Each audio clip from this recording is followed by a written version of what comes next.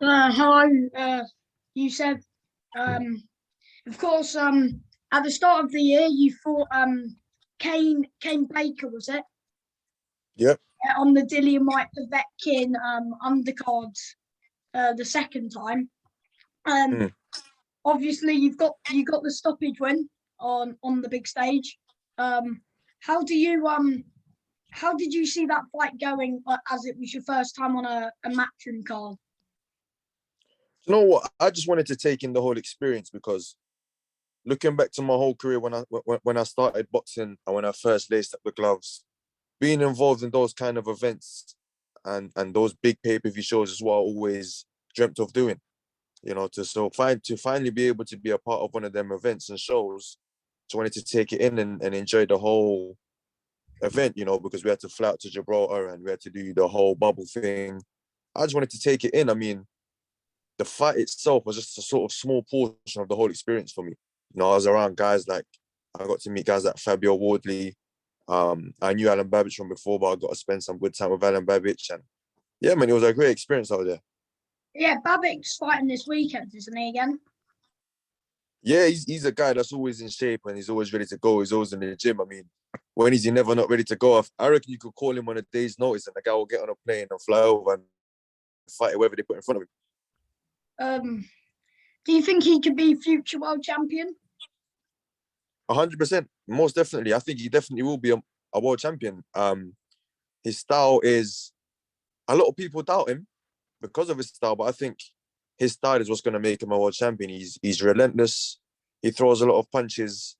And I think a lot of the heavyweights today can't really deal with the pressure that he puts on them.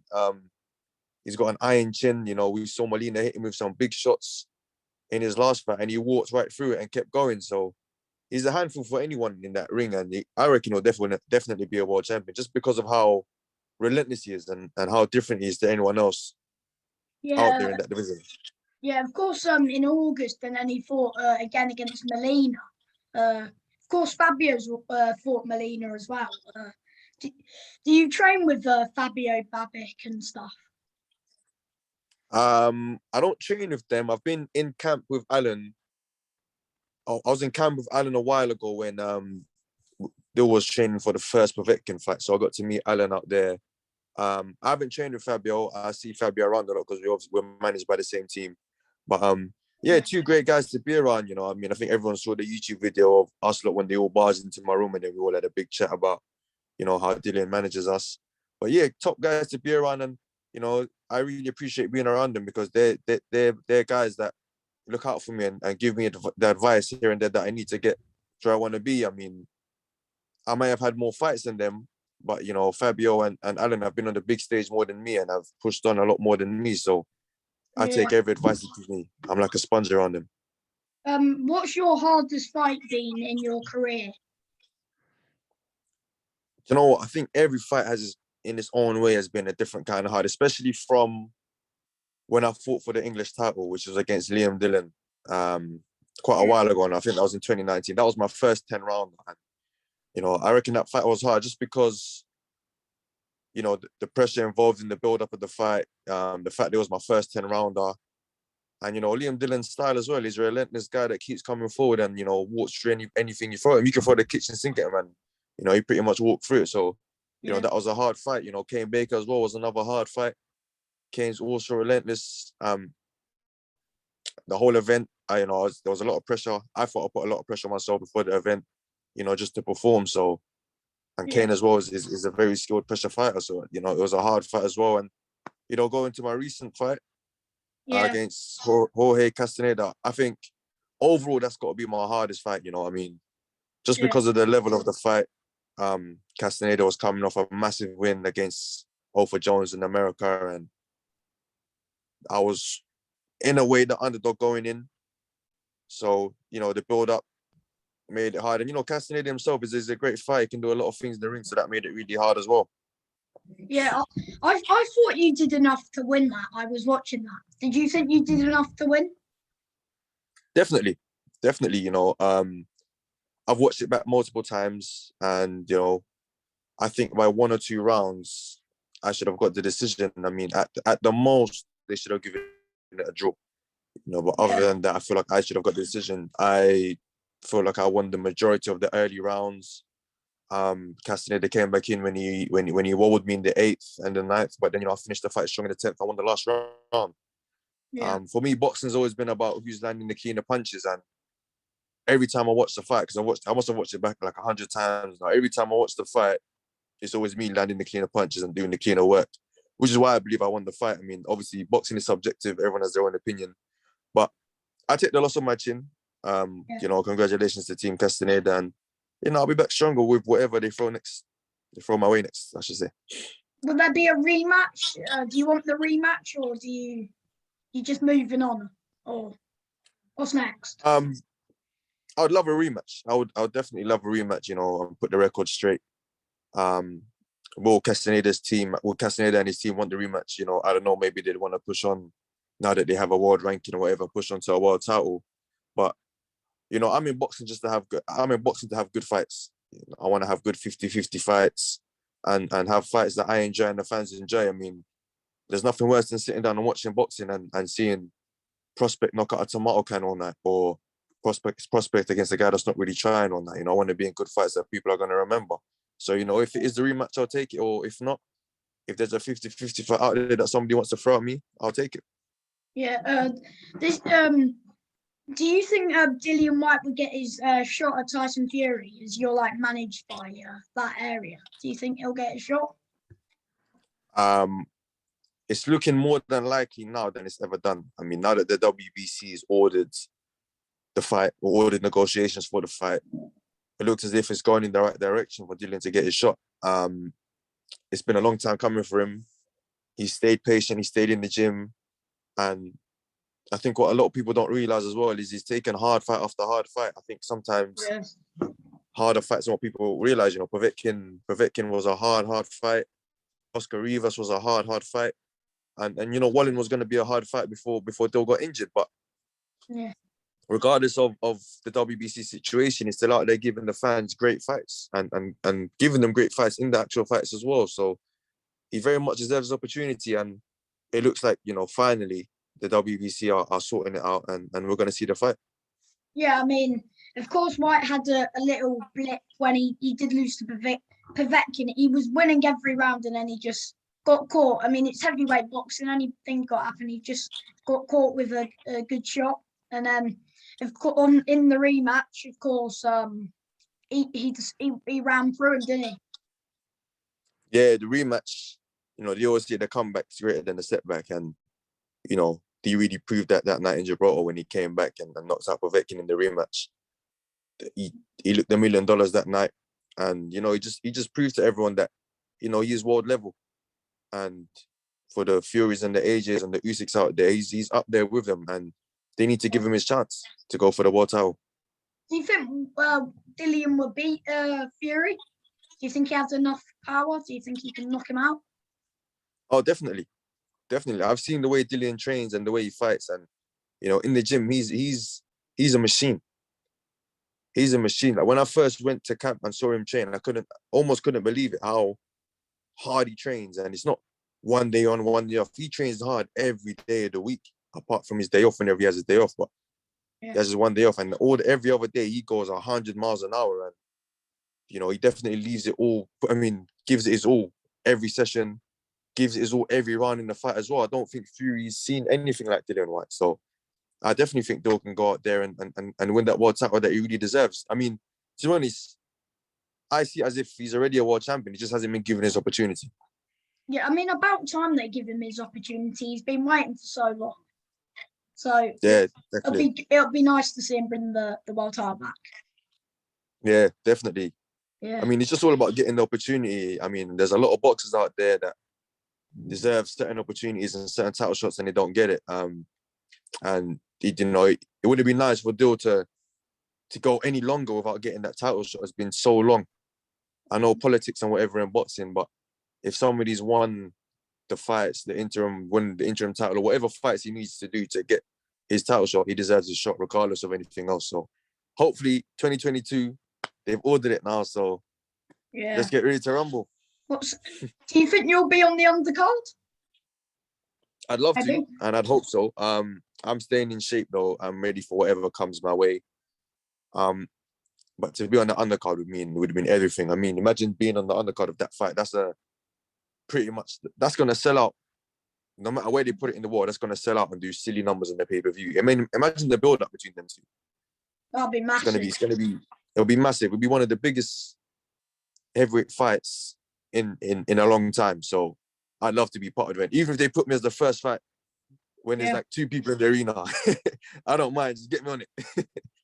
Yeah, yeah. What's your favourite strike in a fight? Ooh. Do you know what? I love a left hook to the body. A lot of people think it's my right uppercut or my left hook to the head, but you know, secretly, I do love my left hook to the body, and I feel like it sets me up for everything I want to do. So yeah, I'd say left hook to the body. Yeah, it's a good shot when it lands. Yeah, definitely.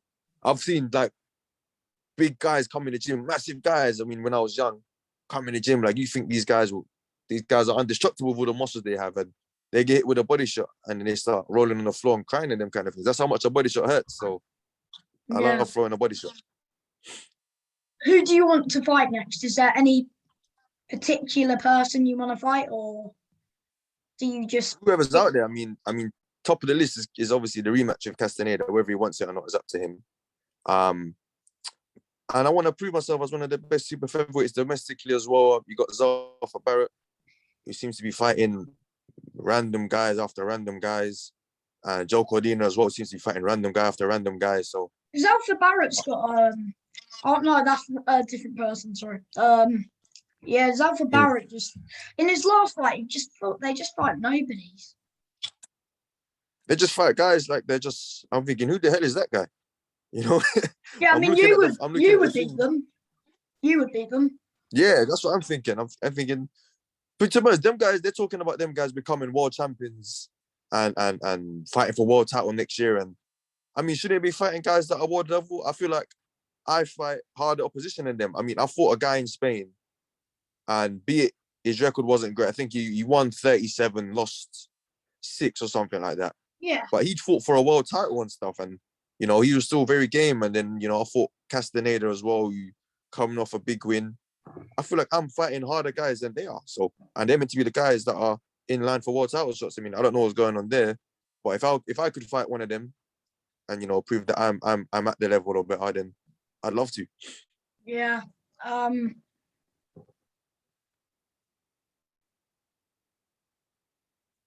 Which part of the year are you going to be out? Yeah. I'd love to be out in March. I think March would be perfect for me. You know, it's the Christmas period, and I just want to enjoy my time and spend some time with my people. Because it was a long camp for me. I was actually abroad. I did my camp in Portugal, and you know, out there, you're away from family, away from friends, and I just want to cherish the time that I have here again before I end up going back out there. So, yeah, I'm just enjoying myself for now, and then hopefully, if I fight in March, that means I get to start training properly again in January. I mean, I'm still training. I'm still in the gym training anyway. But I mean, you know, full camp again, probably January. So yeah, I think March is a good time for me to go out. Yeah, whoever they bring. I mean, like I was saying earlier, man, whatever they bring, just as long as it's not no one that's not gonna really want to fight. I want someone who's gonna want to come and really fight. Yeah. Last question. What do you like doing in your spare time? In my spare time, I'll be honest, I'm a really lazy person, so I don't like doing anything. I don't like going out. I don't like doing nothing. I mean, I play PlayStation here and there, and just watch movies, watch Netflix, and just relax. I mean, in training camp, I feel like life is so hectic, where you barely have any time to rest. You know, you're in the gym twice a day, and you know, if you're not in the gym twice a day, you're watching boxing, you're studying boxing, and so when I have a couple hours here and there just to relax, I just want to sit down and enjoy being relaxed and sitting down. I mean, I don't get to do it much, so I'll say what's one of the things I love doing. Oh, sorry, I've just got 2 more questions because I've just found 2 that I wanted to ask. Nah, that's all right. What age did you start boxing? I started boxing, I think, I can't remember, either 9 or 10 years old. I think it was around 2000 and 2007, 2008, I started boxing, if I remember properly. I had my first fight, I think a year or 2 years after I started actually training. So it's been a long time. I was an amateur for a long time. I think I was amateur from 9 till I was 21. So over 10 years as an amateur. I only had 40 fights. I should have had a lot more, but the circumstances of boxing at the time and whatever. But yeah, I had a very long. I've been boxing pretty much my whole life, you could say. I was always involved in it. I used to do taekwondo before that, so I was involved in some sort of combat sport. But yeah, I mean, combat's always been in me. It's always been in me. I couldn't see myself doing anything else apart from one of these kind of sports, whether it's boxing. I don't know if I'd do MMA, but boxing or kickbox or something like that. Yeah, and my last question is, after your defeat, how do you come back from it? It's all about trying to be positive and taking the positive things out of everything. No matter what situation you're in, there's always some positives there if you look for it. Looking at my last fight, I lost the fight, but the positives were I stuck to the game plan. I performed well in my coach's eyes. I performed well in my manager's eyes. And a big positive I can take from the fight is I can see where I went wrong and I can learn and come back even stronger. So that's what's going to make me bounce back better. It's my mentality. If I took the loss and, was really down about it, don't get me wrong, I was down about it. It was my first loss. But if I stayed down about it for too long and lost interest, then it would have been even harder for me to come back. But, the fact that I got myself up and I said, no, let's look for the positives and let's get back in the gym, get back on the drawing board and see where we went wrong. That's what's going to make me bounce back better. So if anyone's defeated out there, whether it's boxing or whatever it is, life, because life is hard as well. People get down in life. Just always look for the positives because there's always, even if there's always one there. So always look for it and work with it. One positive is better than 100 negatives. Yeah. Thank you for your time and good luck in your next fight. No, thank you, Sam, man. Anytime. I appreciate you having me on. Thank you, mate. Goodbye. Take care.